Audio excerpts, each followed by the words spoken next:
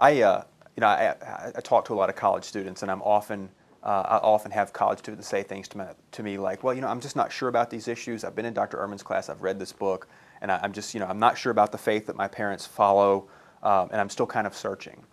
And which is fine. I'm all in favor of searching, but I often ask those students, well, what exactly are you doing? What is this quest of yours that you're on? What is this search like? And I'll give them things and follow up with them that they haven't read. I'll point them to websites that they haven't ever really gone to.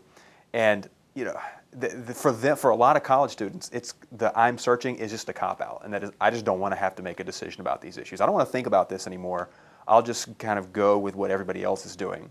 And that's, to put it as politely as possible, it's just kind of lazy. That searching, I'm searching for the truth doesn't mean sitting around with your friends who also claim not to know and discussing these issues occasionally. If you really want to know, the answers are out there.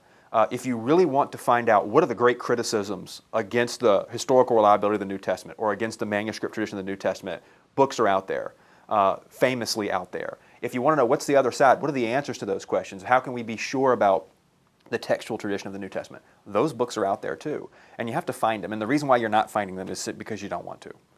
And I had a very similar experience to that ended up very differently. When I was in college, I was confronted over and over with those kinds of theological questions and just came to the conclusion, I don't know anything. I would very often say this to both Jane and there, go back to my home church. And I would ask my pastor and the leadership in the church those same really hard questions, and it became very apparent to me they didn't know either. And so I said, life's got to go on hold. I've got to find answers to these questions. And it wasn't sufficient for me to sit around with my friends who also claim not to know and just muse about how we don't know.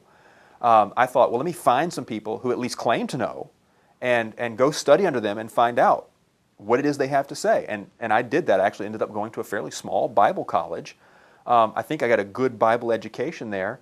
Some of what they believed I don't believe currently, and some of it I still do, and vice versa. But I would encourage college students that don't play the I'm still searching card as a cop-out. If you really want to search, talk to people. You're going to find people on all sides of the issues who would love to sit down and sort of try to evangelize you to their position.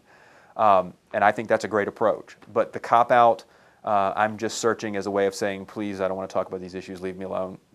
It's a bit of a waste of time, and it's awfully disingenuous.